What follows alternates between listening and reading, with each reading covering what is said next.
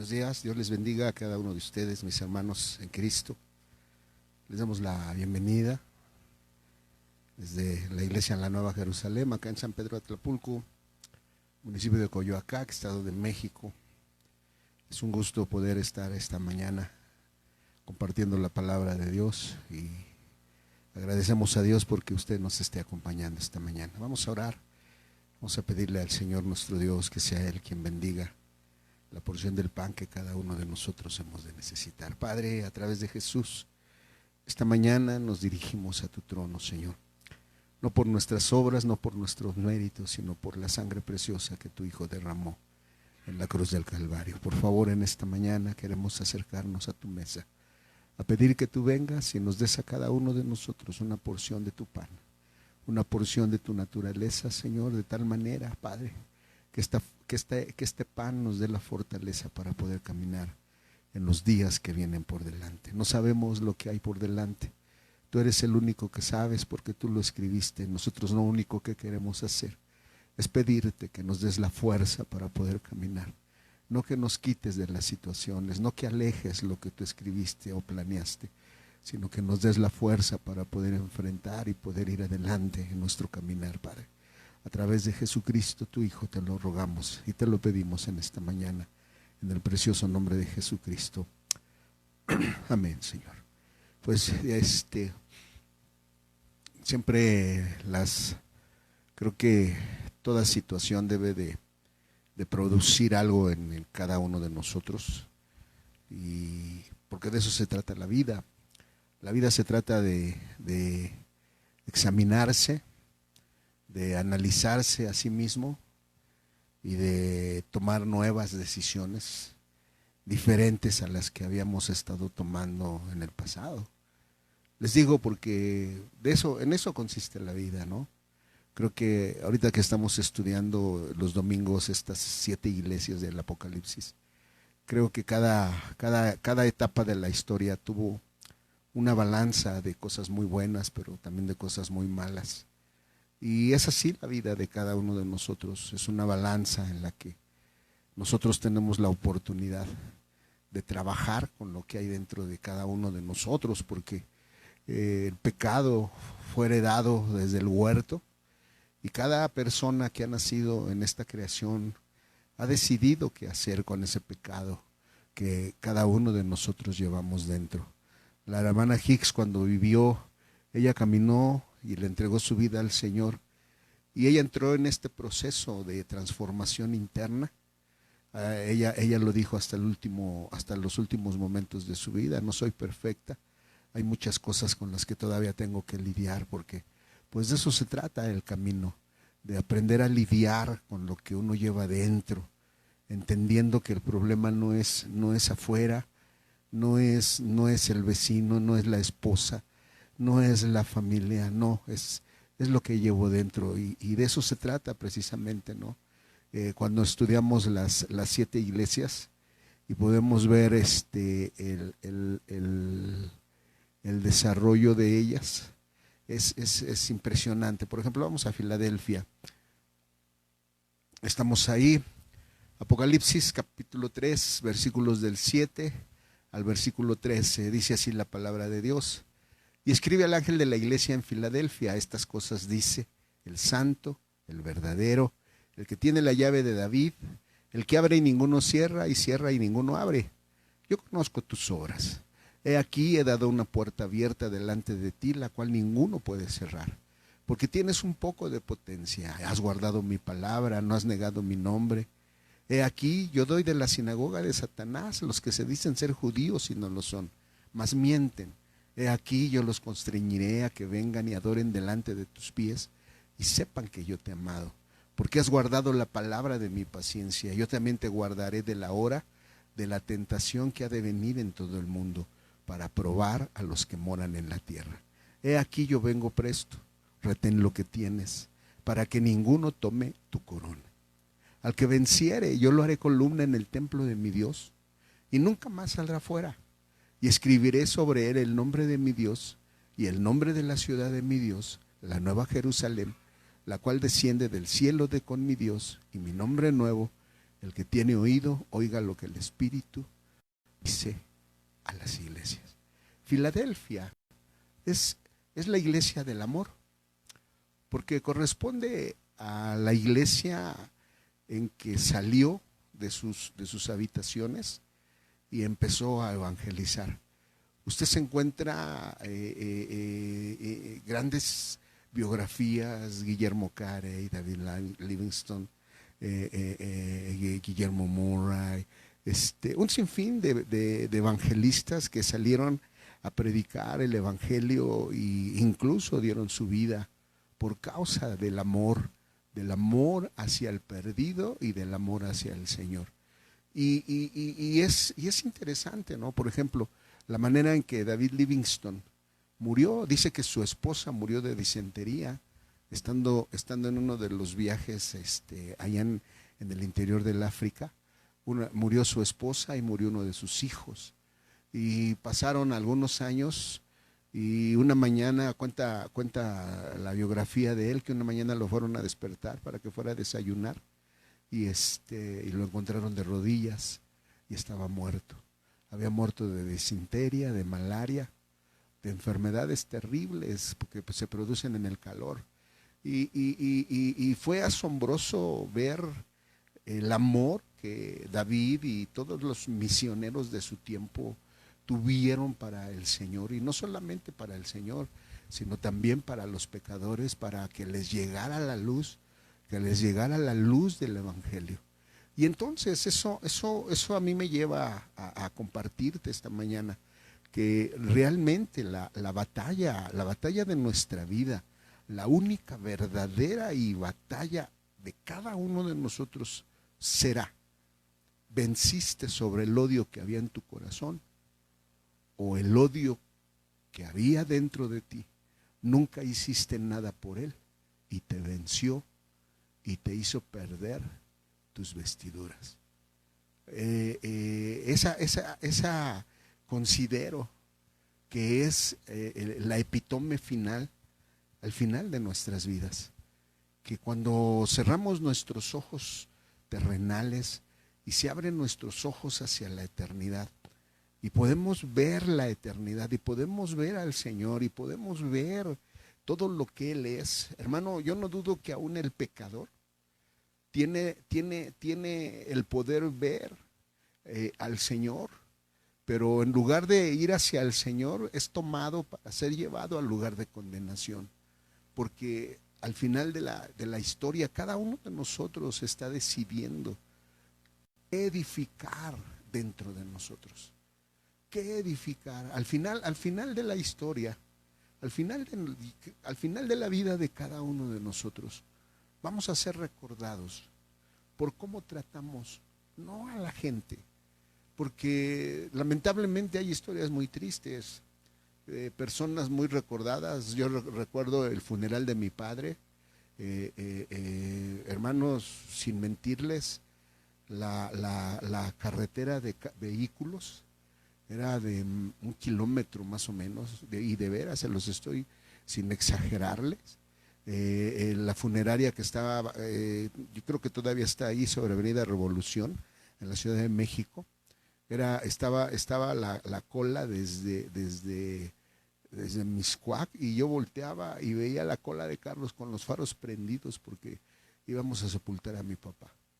Pero la violencia con la que él trató a mi mamá, con la que nos trató a nosotros, creo que al final de la historia, pues él es el único que va a darle cuentas o le va a dar cuentas a Dios de todo lo que hizo con su vida. Y así va a ser con cada uno de nosotros. No es lo que la gente se emocione, o si la gente te apreció, o si la gente te aborreció. Creo que lo que cada uno de nosotros hicimos con el odio que había en nuestro interior es lo que determinará nuestra eternidad. En Mateo 16:18, Jesús dice, fíjese qué curioso, dice el Señor Jesús: mas yo también te digo que tú eres Pedro, y sobre esta piedra edificaré mi iglesia, y las puertas del infierno no prevalecerán contra ella. Ahora, si alguna vez usted se ha puesto a estudiar, ¿qué son estas puertas del infierno? Porque cuando hablamos de una puerta, estamos hablando de entrar y de salir. Cuando estamos hablando de las puertas del infierno, quiere decir que se puede entrar y se puede salir en un sentido espiritual. Pero los únicos que pueden entrar y los únicos que pueden salir, pues son quienes gobiernan en ese lugar. Ahora, lo interesante de esta palabra es que el Señor Jesús les dijo, porque estas son palabras del Señor Jesús, mas yo también te digo que tú eres Pedro y sobre esta piedra edificaré mi iglesia. ¿Sabe de qué se trata entonces la vida, hermano? De edificar nuestro interior. De eso se trata la vida.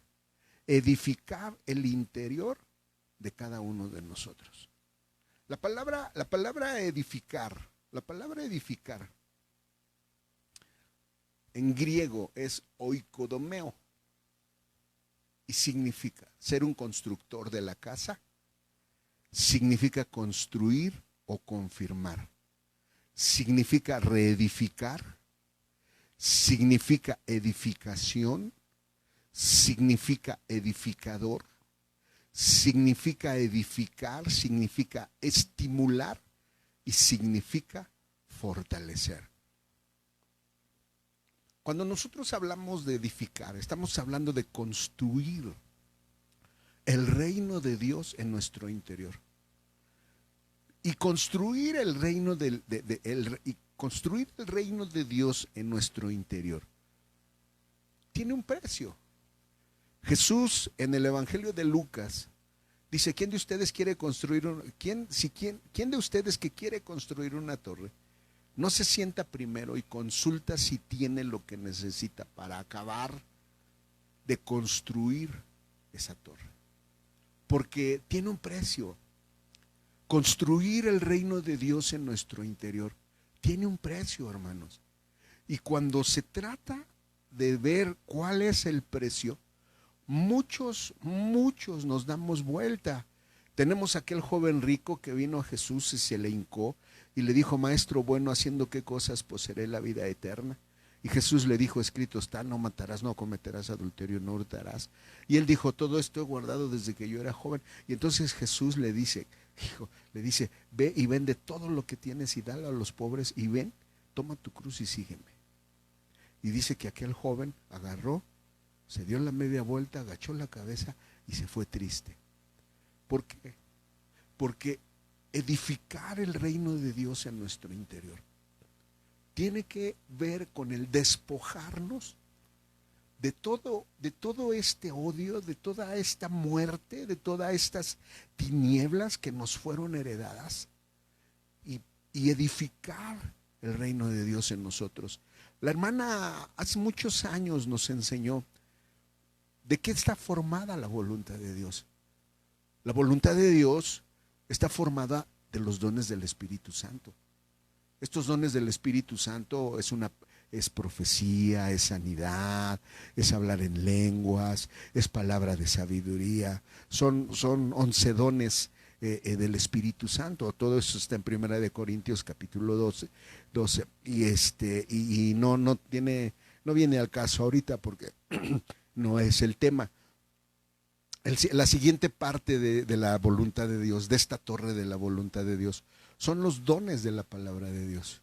Dice en Efesios capítulo 4 que Él mismo dio a unos apóstoles, evangelistas, pastores, maestros y doctores. Y esos son los dones de la palabra. Ahora, pero realmente edificar el reino de Dios en nuestra vida tiene que ver con la cúpula, con la cúspide, que ¿sabe de qué nos habla, hermano? Nos habla del amor.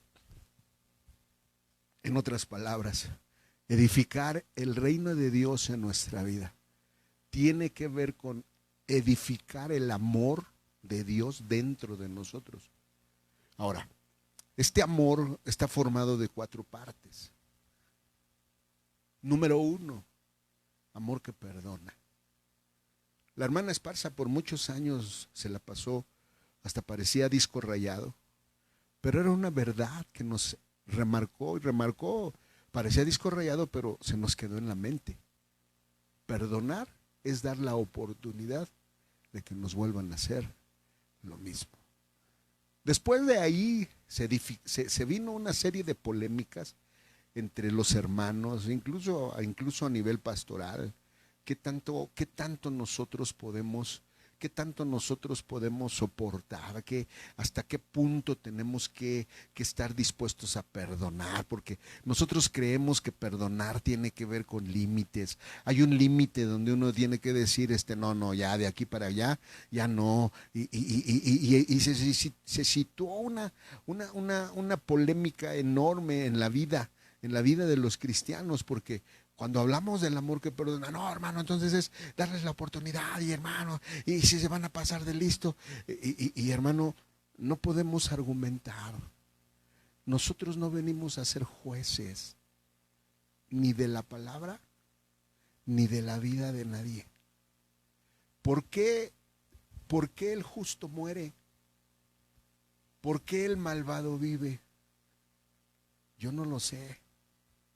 No me siento con la suficiente sabiduría para saber que quien debería de morir no muere y quien no debería de morir muere. Yo no soy el arquitecto de esta creación. No entiendo qué papel juega esa persona, pero ese papel, cualquiera que sea el papel, malvado, malicioso, maligno, depravado, tiene un rol que cumplir dentro del plan de Dios. Porque es como decía un hermano hace muchos años, ¿qué caso tiene que estemos batallando ahorita si al final Lucifer va a ser nuestro hermano? Y le decía, pues es que así fue diseñado por el arquitecto. Y el arquitecto divino diseñó la estrategia y dijo que él va a ser nuestro enemigo en esta creación. Y ha sido nuestro enemigo y nos ha fastidiado la vida y nos ha hecho caer, nos ha acusado con nosotros mismos. Bueno, qué destrucción no ha ocasionado el enemigo. Pero ¿sabe una cosa? Ese enemigo tiene un papel dentro del diseño divino para esta creación. El segundo nivel del amor es el amor que olvida. Perdono, pero no olvido, entonces no perdonaste. ¿Por qué? Porque tiene que ver con el aprender a no culpar. Tiene que ver con el aprender a compartir. Y creo que lo que Dios ha estado haciendo al permitir todo esto, o incluso todo lo que le ha sucedido a usted, hermano o hermana, todo lo que le ha sucedido en su hogar, las situaciones con su familia, las situaciones que han vivido como familia, con su esposo, con su esposa, cualquiera que ésta sea, Dios está detrás. ¿Sabe para qué? Para que llevemos este odio que hay en nosotros a los pies de Jesús y podamos aprender a recibir ese amor que viene del Calvario, y que a través del Calvario nosotros solamente seamos instrumentos, seamos un vaso donde el Espíritu de Dios derrame ese amor, y ese amor pueda ser derramado, y que nosotros a través de ese amor podamos ayudar a edificar el reino de Dios en nuestro interior, edificar el reino de Dios dentro de nuestras propias vidas. El mayor ejemplo de todo ello lo vemos con el Señor Jesús. El Señor Jesús llamó a sus discípulos y hemos aprendido la necedad que había en el corazón de los discípulos, peleándose por saber quién era el mayor, peleándose siempre porque alguien de ellos quería ser el mayor. Y los vemos cuando después de que Jesús fue crucificado, que Pedro jaló a otros 4 discípulos y se fueron todos ellos porque ya se iban a regresar, hasta que el Señor fue a buscarlos hasta donde estaban, porque dice que habían estado pescando toda la noche, y Jesús fue detrás de ellos para decirles, no es por allá. Y encontramos, ¿no? Cuando Jesús llega a la orilla y los ve, y estaban todos tristes porque habían estado toda la noche y no habían podido pescar nada, y Jesús les dice, ¿qué hacen? Y dicen, hemos navegado, hemos pescado toda la noche y no hemos obtenido nada. Y Jesús les dice, avienten la red al lado derecho. Y avientan la red al lado derecho y ven que sale llena de peces. Y entonces reconocen que era el Señor. ¿Por qué? Porque si hay algo que Jesús hizo, fue amarlos a todos ellos, enseñarles, nos enseñó que la base de la vida cristiana, hermano, es el amor, lo que edifica la vida cristiana, lo que edifica el corazón del creyente. No es lo que tú sabes, no es Lucifer, se sabe la Biblia mejor que usted y que yo, y él sigue siendo Lucifer. ¿Por qué? Porque lo que edifica el reino de Dios en nuestras vidas, vamos a aprender de ello. Primera de Corintios capítulo 8, versículo 1, dice así la palabra de Dios: y por lo que hace a lo sacrificado a los ídolos, sabemos que todos tenemos ciencia. La ciencia hincha, mas la caridad edifica. La caridad edifica. ¿Y sabe de qué se trata nuestra vida entonces, hermano? Nuestra vida se trata de no ser jueces ni de nosotros mismos. Porque muchos de nosotros, dijo Pablo en Romanos capítulo 7, porque lo que hago no lo entiendo, porque lo que quiero hacer no hago. Antes lo que no quiero hacer, esto es lo que vengo a hacer. En otras palabras, el pecado que habita en nosotros es una batalla diaria, hermano. Es una batalla diaria que tenemos que lidiar con esta antipatía, con esta ingratitud, con esta apatía hacia las cosas espirituales. Nos hablan, ponte a orar, y nos pesa. Nos dicen, ponte a leer la Biblia, y nos pesa leer la Biblia. Y nos dicen, por favor, haz esto, haz lo otro, y nos pesa hacer las cosas espirituales para el Señor. ¿Sabe por qué? Porque en nosotros no está ese amor, en nosotros no está ese amor que debería de existir, porque el único que tiene ese amor es el Señor. Pero para ello nosotros tenemos que entender cuál es nuestra condición, cuán miserable es nuestra condición. ¿Por qué? Porque yo no tengo ese amor que perdona. Yo no tengo ese amor que olvida. Yo no tengo ese amor que no culpa. Yo no tengo ese amor que comparte. Yo no lo tengo. Por ello Jesús lo dijo todo el tiempo. Es necesario que nazcas de nuevo. Porque cuando tú naces de nuevo, hay un nuevo amor que empieza a brotar. Pero no es tu amor. Porque hasta en eso somos tan miserables, porque no es nuestro amor, es el amor que viene de la cruz para extendernos, para extenderlo hacia el hermano, hacia la hermana, porque de lo que se trata el reino de Dios no es lo que tú sabes. El reino de Dios se trata de lo que tú haces, de lo que tú decides hacer, cómo decides tratar a tu esposo, cómo decides tratar a tu esposa, cómo decides tratar a tus hijos, cómo decides tratar a los hermanos de la iglesia, cómo decides tratar al pastor, a la pastora, al tesorero, cómo decides tratar a los demás. Eso va a reflejar tu amor, o va a reflejar que realmente no estás trabajando con aquello que brota de tu corazón. ¿Por qué? Porque si hay algo que debería de ser, es que deberían de movernos a nosotros en nuestro interior, deberían de conmovernos las situaciones que vive la gente que no conoce al Señor. En esta etapa, hermano, no se imagina usted cuánta gente hay afuera de los hospitales que no tienen dinero para esto, que no tienen dinero para lo otro. Y quizás, hermano, tú y yo es donde hemos estado fallando, porque quizás tú dices, es que, hermano, yo quisiera tener mucho dinero. No se trata de que tengas dinero, se trata de que lo que tienes, vas y compras 5 tortas, 10 tortas, compras 10 tortas, las llevas en la bolsa, llegas a un hospital y le dices a cualquier persona que veas ahí, oiga, le quiero compartir una torta, le comparto una torta, le comparto una torta, porque es ahí donde se ve, es ahí el amor misionero que había en aquellos años para ir a evangelizar, y no les importaba no cobrar sueldo, no les importaba pasar hambres, no les importaba, lo único que les importaba era que la gente aceptara a Jesucristo. Anoche que estaba estudiando esto, el Señor trajo a mi mente, muy cierto, ese tiempo cuando éramos estudiantes de la escuela bíblica y nos mandaban, recuerdo en primer año nos mandaron allá a La Joya. Y recuerdo que todos los domingos íbamos con una de las hermanas de la hermana Raquel Tejada y su esposo y su hijo.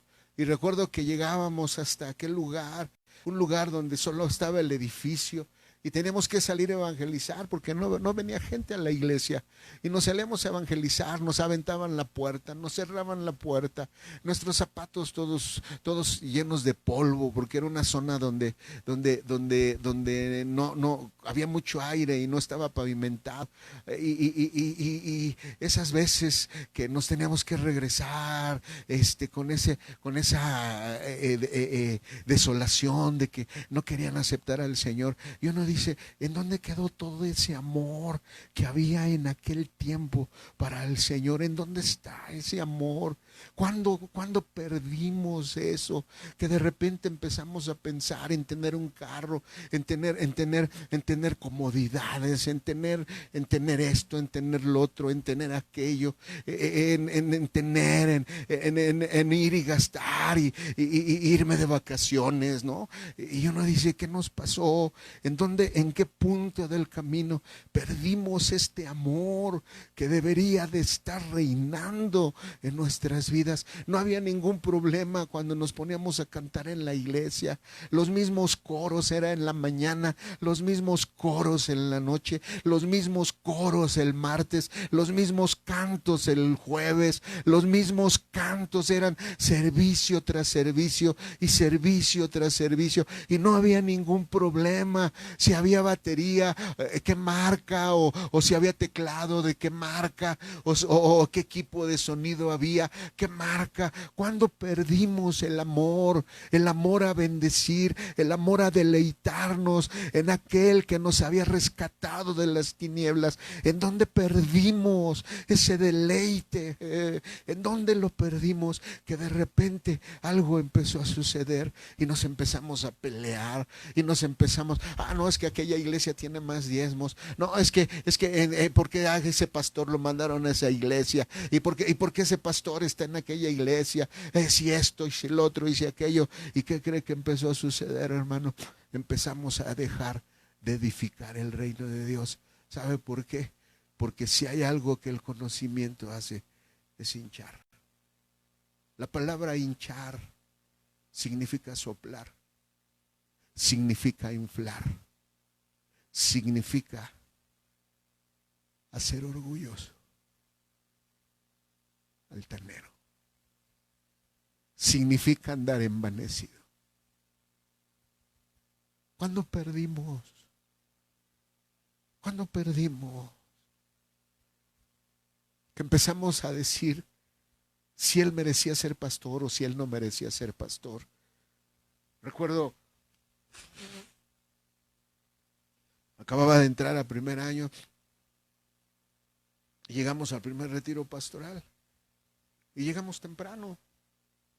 En ese tiempo todavía la iglesia de San Pablo nos daba cabida a todo el grupo pastoral, porque no se llenaban más de cinco filas de bancas o 6. Y recuerdo que llegamos y nos sentamos hasta el frente, pues no había nadie, llegamos los estudiantes, nos sentamos hasta el frente. Y de repente llega un pastor y nos dice, ¿qué hacen aquí? No, pues nos estamos sentados, hermano. No, ustedes no van aquí. Aquí vamos los que estamos al frente de la batalla. Y uno dice, está bien, hermano.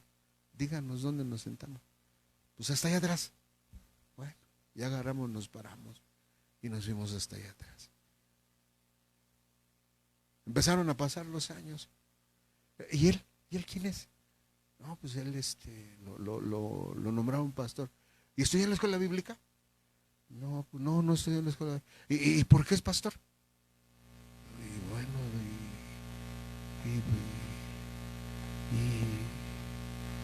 y qué tiene si es pastor? No es pastor.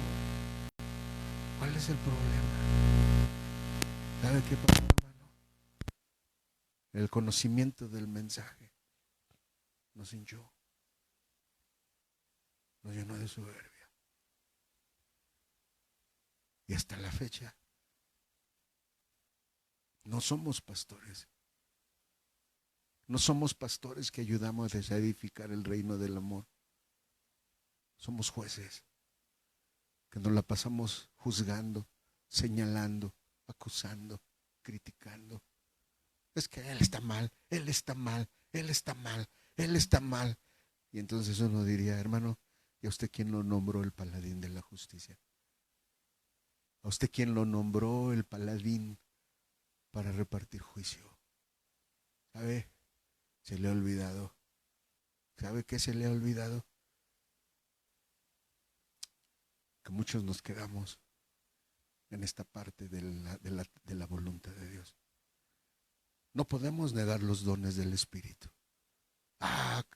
Es que cuando ora el hermano, el poder de Dios se siente. Claro, pues es un don del Espíritu Santo. Para eso es el don del Espíritu Santo, para ayudarnos y llevarnos. Los dones son para ayudarnos. ¿Cuál es el problema? El problema es que nos hemos adueñado de los dones creyendo que son nuestros. No hay nada nuestro, hermano.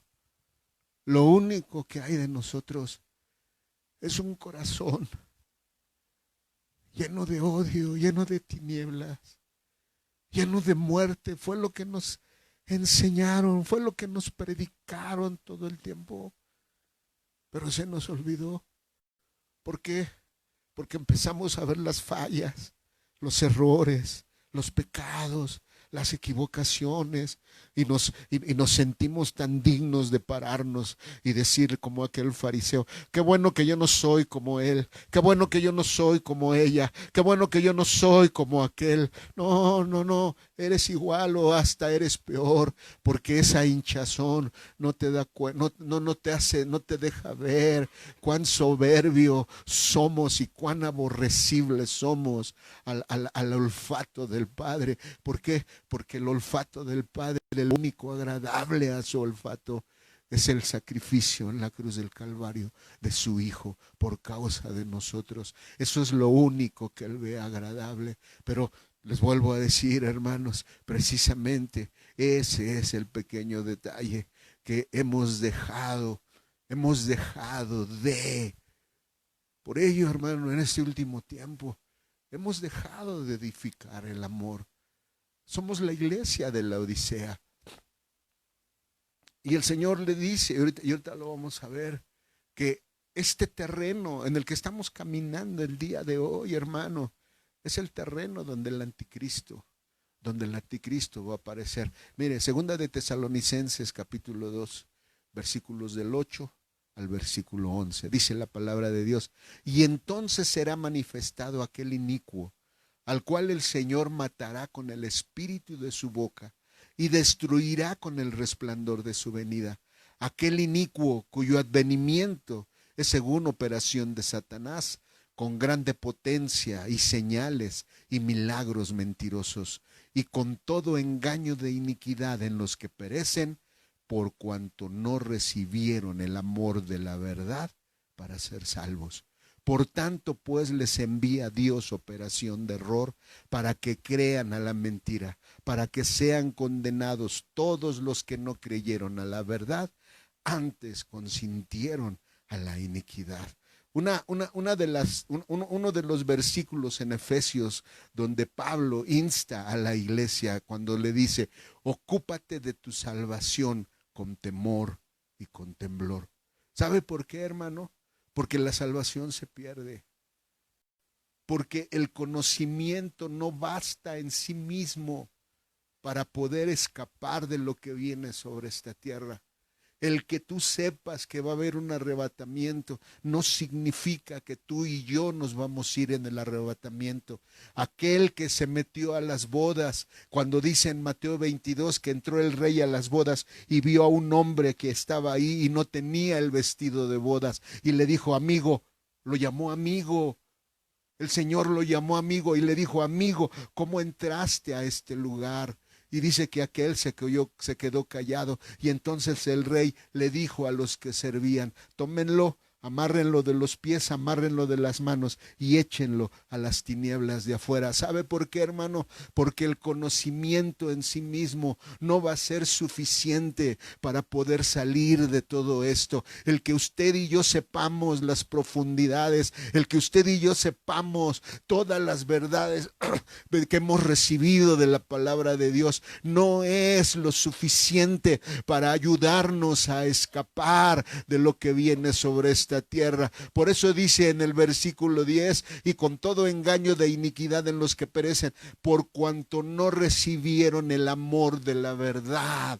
¿Sabe qué es lo que ha estado haciendo a Dios con esta pandemia, hermano? Nos ha estado sacudiendo, nos ha estado llamando, nos ha estado diciendo, no estás donde debes de estar parado, no estás practicando el amor que debes de estar practicando, no estás haciendo lo que tienes que hacer en este lado del amor práctico que debes de tener. Hey, te estoy llamando. Curiosamente, en este último tiempo del confinamiento, cuántas llamadas han tenido las autoridades por la violencia del hombre, de la mujer, del hijo, es más, hasta el del perro. Yo no tardo en dudarlo, de la violencia que se desata dentro de los hogares por este confinamiento. ¿Sabe por qué, hermano? Porque Dios nos está diciendo, hey, no es el conocimiento lo que te va a llevar en el arrebatamiento, es lo que tú estás haciendo por aquellos que viven contigo, es lo que estás haciendo. ¿Los estás amando? ¿Los estás animando? Les estás diciendo, no teman, no teman, el Señor sigue siendo nuestro pastor, Él sigue estando a nuestro lado?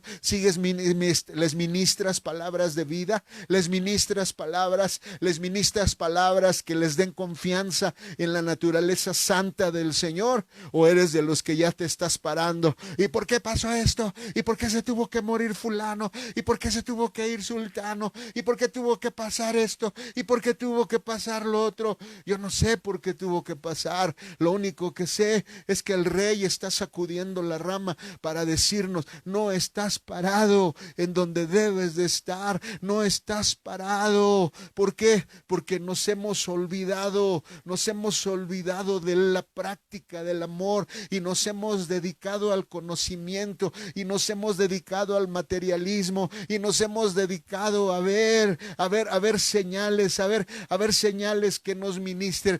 Es que yo quiero, es que si vieras lo que aquel pastor predicó, cómo me llenó lo que aquel pastor predicó la otra ocasión. Sí, pero ahora practícalo en tu hogar, practícalo hacia tu papá, hacia tu mamá, hacia tu esposo, hacia tu esposa, hacia tus hijos, practícalo hacia ellos, porque de eso se trata esto. Esto no se trata de acumular y que te hagan sentir bonito en un culto, se trata de que entiendas que estamos en una batalla y que en esta batalla tú tienes una parte muy importante y tienes que pelear para que esta fe de amor en el reino de Dios se vuelva una realidad en tu hogar y en la vida de aquellos que te conocen. Primera de Juan, capítulo 3, verso 14 al 18. Dice así la palabra de Dios: nosotros sabemos que hemos pasado de muerte a vida. Y mire, lo dice Juan, en que amamos a los hermanos. En que el que no ama a su hermano, hermano, yo no lo digo, lo dice la Biblia. Si tú no amas a tu hermano, quiere decir que el odio todavía está ahí. Y no has hecho mucho con ese odio que está en tu interior. Porque de eso se trata. ¿Cree usted que la vida se trata de que tú como matrimonio estás en una iglesia y te dicen, te vamos a dar tal cargo? A partir de ahora eres el encargado de distribuir, eres los estudios de la Biblia. Hermano, usted con su esposa, a partir de ahora son los encargados de dirigir la alabanza y de dirigir la oración y de que lleven y preparen jóvenes y preparen matrimonios para que puedan también ser dirigentes en la alabanza. Y llegas a tu casa y tratas con la patada, con el pie a tu esposa o a tu esposo. Y llegas a tu casa y se tratan con la punta del pie. Pero en la iglesia, hermano, cuando la vida está, tú amas a tu hermano. Y el que no ama a su hermano está en muerte. Cualquiera que aborrece a su hermano es homicida. Y sabes que ningún homicida tiene vida eterna permaneciente en sí. En esto hemos conocido el amor. Porque Él puso su vida por nosotros. También nosotros debemos poner nuestras vidas por los hermanos. ¿Saben qué consiste el amor, hermano? El amor consiste en cubrir, en extender un manto sobre la persona. En eso consiste el reino de Dios. En que tú aprendas a extender el manto. Perdemos el juicio cuando nosotros nos volvemos jueces y parte en alguna situación. Y es muy peligroso en nosotros como pastor, como pastores. ¿Por qué? Porque empezamos a clasificar a la gente. Cuando tú empiezas a clasificar a la gente, lo único que estamos demostrando es que no estás dispuesto a cubrir a tu hermano. ¿Por qué? Porque cubrir no significa ser alcahuete. Cubrir no significa alcahuetear. Cubrir significa voy a orar por él. Y si el Señor lo está trayendo a este lugar, voy a tomar el tiempo suficiente para disipularlo y mostrarle con mi ejemplo cuál es el camino. Pero te mandan a las tortillas. Te enojas. Te mandan a barrer, a lavar el baño. Te enojas. Te mandan a hacer un mandado. Te enojas. Te mandan a servir y te enojas. Y entonces deberíamos de hacernos una pregunta. ¿Realmente estamos aprovechando la vida que nos ha sido dada? Porque al final de la historia, lo único que te vas a llevar cuando tú te vayas de esta tierra o nos vayamos de esta tierra, lo único que nos vamos a llevar será lo que hicimos, el bien que hicimos por todos los demás. Dice la Biblia que somos una epístola. Vamos a hacer epístolas abiertas. La gente va a poder leer en nosotros y va a saber realmente quiénes éramos, que se va a leer en tu epístola. Dice la palabra de Dios, mas el que tuviere bienes de este mundo y viere a su hermano tener necesidad y le cerrare sus entrañas, ¿cómo está el amor de Dios en él? Sí se refiere a lo material, pero también se refiere a lo espiritual. Hemos conocido, hermanos, los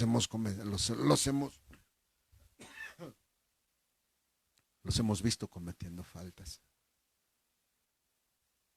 Pero ¿sabe qué es lo que hemos hecho, hermano? Platicamos, hablamos, nos sentamos Hermano, no le conviene seguir actuando así. No le conviene. Reflexione, hermano. Una hermana que era agredida por su esposo con palabras. Me fui a sentar con él y le decía, hermano, no está usted tratando bien a su esposa. No, sí, hermano, no, sí, hermano. Y entonces le dije dos, tres detalles y abrió los ojos. Le vino a dar.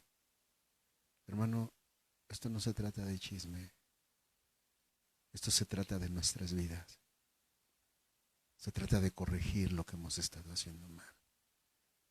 No se trata de ser perfectos, no se trata de no equivocarse, de no fallar. No, no, no. Eso es algo absurdo. Es una utopía, la perfección humana. Pero sí, el cambiar nuestra manera de ser. Usted trata así a su esposa, la trata así, la trata así, la trata así. Hermano, por ella, por usted, por sus hijos, por su futuro.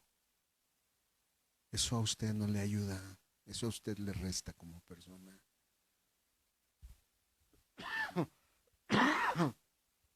Sí, que se enoja, hermano, ore más. Métase a leer su Biblia.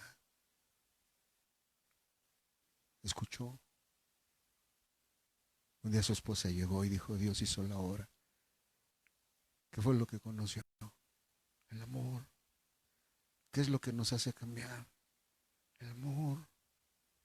¿Qué es lo que transforma la vida de las personas? El amor.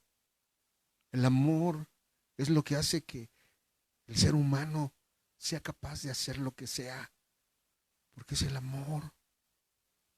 Por eso Juan lo dice, si tú tienes bienes en este mundo, si tú no eres tan violento como el otro, como la otra, si tú no eres tan agresivo, ¿por qué no? ¿Por qué no con tu ejemplo le muestras, en lugar de dejarte llevar y dejarte llevar por el enojo también y regresar el odio con el odio y hacer de ese hogar un infierno? Por qué no usar lo que Dios nos ha dado por compasión hacia los demás? Me decía alguien, hermano, es que en la casa, tal persona, no mueve ni un plato, no mueve esto, no mueve el otro. Ok, ¿qué quieres hacer? ¿Gritarle, decirle de cosas? No, cúbrelo, cúbrelo, cúbrelo. Porque el que tuviere bienes de este mundo y viere a su hermano tener necesidad, hermano, esa gente, hay gente que necesita ser perdonada. Hay gente que necesita ser amada. Hay gente que necesita tolerancia. Hay gente que necesita que seamos benignos con ellos. Hay gente que necesita que seamos bondadosos con ellos, porque de eso se trata la vida. No, es que la hermana habló mal de mí, es que la hermana dijo esto y esto de mí, es que el hermano esto, es que el hermano el otro. Hermano. Dios te dio cosas que hay en tu interior para que las repartas, pero no para que las repartas con los que tú quieres, con los que tú aprecias. No, realmente, lo dice la pedagogía infantil. ¿Sabes qué es lo que ese niño latoso está pidiendo? Atención. ¿Sabes qué es lo que ese niño que te da guerra, que te da lata, que te fastidia? ¿Sabes qué es lo que está pidiendo? Atención y afecto. Cuando tú le das atención y afecto, automáticamente hay un cambio. No vamos lejos, perdón por la comparación tan absurda, pero es una realidad. Cuando he visto cuando llegan los rescatadores de perros y llegan a rescatar a un perro y el perro está agresivo y el perro ladra y tira mordidas y de repente los que están ahí con el perro tienen que sentar, tienen que esperar, le avientan comida, se esperan 1 hora, 2 horas, incluso hasta regresan al otro día y regresan al otro día. Estaba viendo el caso de un pitbull que no se dejaba, pasaron creo 2 meses para que al final llegara el que todos los días iba a verlo y le aventaba comida, llegó y se sentó y de repente el pitbull salió y vino a su lado y se paró y se le quedó viendo. Esta persona lo único que hizo fue estirar la mano, le acarició y a partir de ahí el pitbull cambió. Hermano, el ser humano necesita de nosotros los cristianos. Sí, tenemos vecinos fastidiosos, tenemos vecinos insoportables, tenemos vecinos, pero si Dios nos tolera a nosotros, ¿por qué no tolerar nosotros a los demás? Si Dios nos sigue soportando, ¿por qué nosotros no soportar a los demás? ¿Sabe? De eso se trata esto. Entonces dice Juan, hijitos míos, no amemos de palabra ni de lengua, sino de obra y en verdad. Primera de Corintios capítulo 13, versículo 1 al versículo 7. Dice la palabra de Dios: si yo hablase lenguas humanas y angélicas y no tengo caridad, vengo a ser como metal que resuena o símbolo que retiñe. Puedes tener dones, pero los dones no te sirven si no está el amor para edificar. Si tuviese profecía y entendiese todos los misterios de la ciencia, y si tuviese toda la fe de tal manera que traspasase los montes, y no tengo caridad, nada soy. Y si repartiese toda mi hacienda para dar de comer a pobres, y si entregase mi cuerpo para ser quemado, y no tengo caridad, de nada me sirve. La caridad es sufrida, es benigna. La caridad no tiene envidia. La caridad no hace sin razón, no se ensancha, no es injuriosa, no busca lo suyo, no se irrita, no piensa el mal, no se huelga de la injusticia, mas se huelga de la verdad. Todo lo sufre, todo lo cree, todo lo espera, todo lo soporta. Hermano, su vida y mi vida. Dice que todos vamos a estar abiertos, todos vamos a estar delante de Él y los libros serán abiertos. ¿Sabe qué es lo que los libros van a decir? ¿Cómo trataste? ¿Cómo trataste a tu gente? Eso es lo que los libros van a decir. 24 de enero,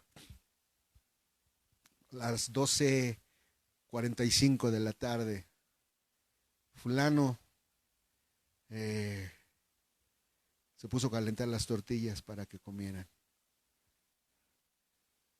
3 de la tarde, fulano fue y compró esto y le dio a su familia.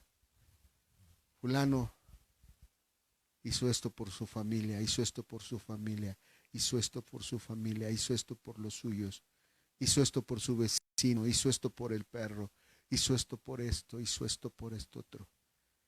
En otras palabras, hermano, volvemos al principio.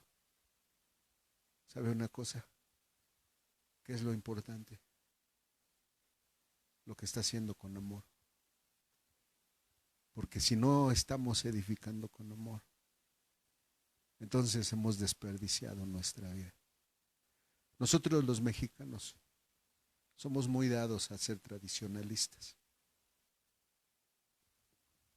Y una de nuestras más grandes tradiciones como pueblo mexicano es el culto a la muerte.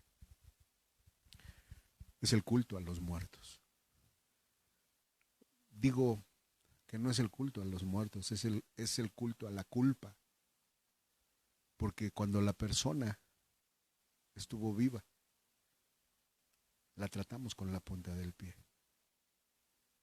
Porque curiosamente, hasta que mueren y se están velando, es cuando la gente descubre lo maravilloso que era, lo gran persona que era. Estaba leyendo ayer de un pintor mexicano, no recuerdo su nombre, que vivía en Xochimilco. Toda su vida, él se dedicó a pintar, pero no vendía sus cuadros. Vivía en una casita donde tenía una estufa de petróleo, un catre de esos de isle, como se le conoce, y tenía un sinfín de dibujos acumulados. Un día alguien pasó y vio uno de donde él salía a vender, le compró su dibujo y vio la maestría con la que él estaba, con la que él había dibujado. Dice que al día siguiente, cuando él salió, fueron a su casa y saquearon sus dibujos. El día de hoy uno de esos dibujos vale un dineral. Y uno entonces, hermano, puede hacerse la pregunta: ¿cuándo se va a acabar nuestra vida? No lo sé. Hermano, esto no ha acabado. Vienen nuevas cepas del virus. Quiere decir que vienen más muertes. ¿Seré yo? ¿Seré usted? No lo sé. Pero ¿sabe una cosa? Lo importante creo que no es si vive o no vive. Porque si vive, pero no va a usar su vida para edificar el amor del reino de Dios en su vida y en la vida de su gente, entonces va a desperdiciar su vida. Y cuando llegue usted a pararse a aquel lado de la eternidad, entonces usted descubrirá que su vida fue en vano.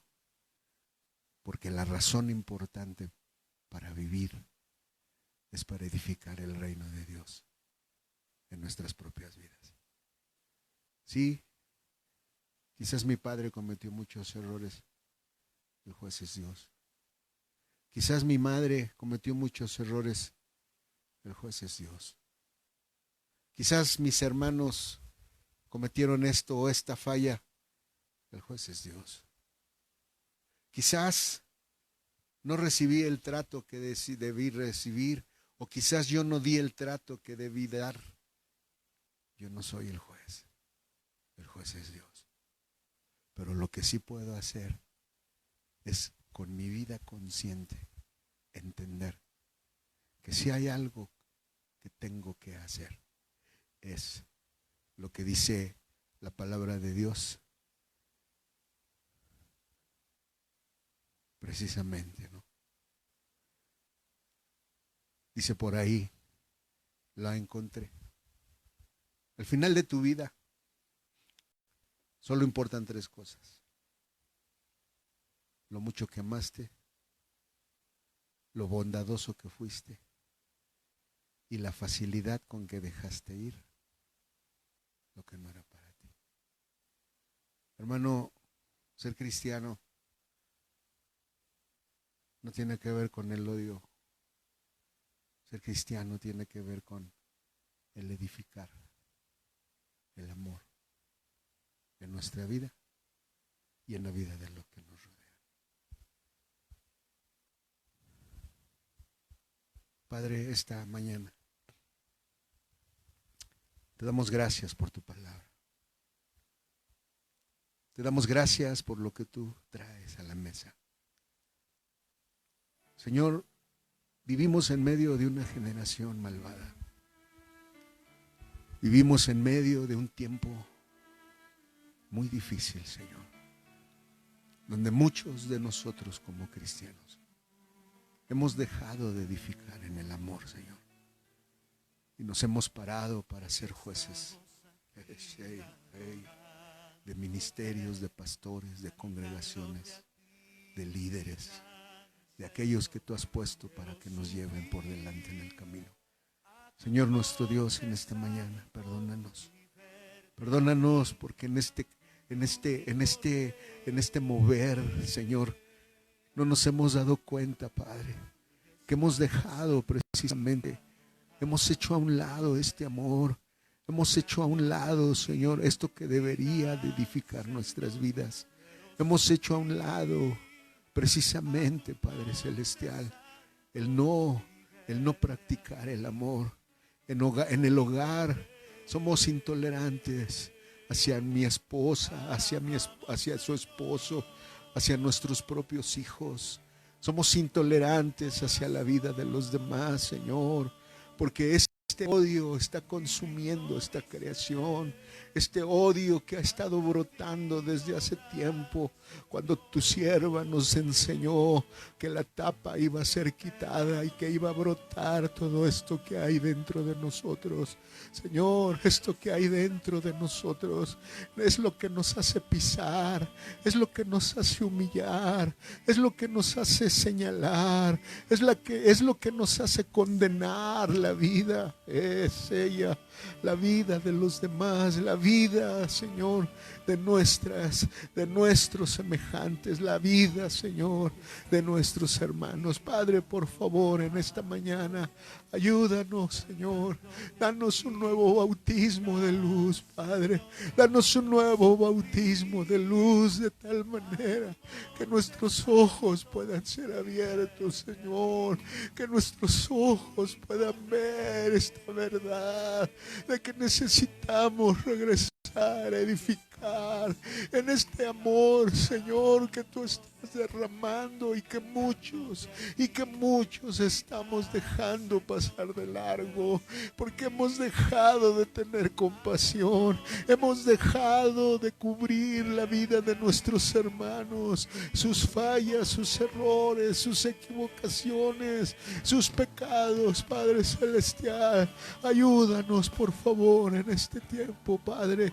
Ayúdanos a regresar, y no como dice tu palabra, Señor, que decimos que no tenemos necesidad cuando estamos desnudos, porque hemos dejado de cubrirnos, porque hemos dejado de cubrir a los demás, Señor, porque este enojo justificado nos hace señalar y nos hace acusar la vida de nuestros hermanos. Por favor, Padre, gracias por tu palabra, gracias por lo que has traído a nuestra vida en esta mañana, gracias por lo que has traído a nuestra vida y a nuestro ser. Bendice tu palabra en nuestro corazón, bendícela, Señor, de tal manera, mi Señor Jesucristo, que tu nombre pueda ser glorificado en medio de nosotros. Señor, nos ponemos en tus manos y pedimos que tú seas, por favor, quien bendigas nuestra vida, Señor, a través de Jesucristo, tu Hijo.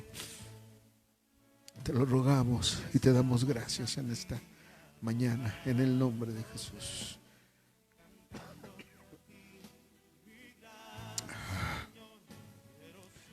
Jehová te bendiga y te guarde. Haga resplandecer Jehová su rostro sobre ti y haya de ti misericordia. Jehová alce a ti su rostro y ponga en ti paz. En el nombre de Jesucristo te lo rogamos y te lo pedimos en esta mañana. Amén, Señor. Que Dios les bendiga. Nos vemos a las 6 de la tarde.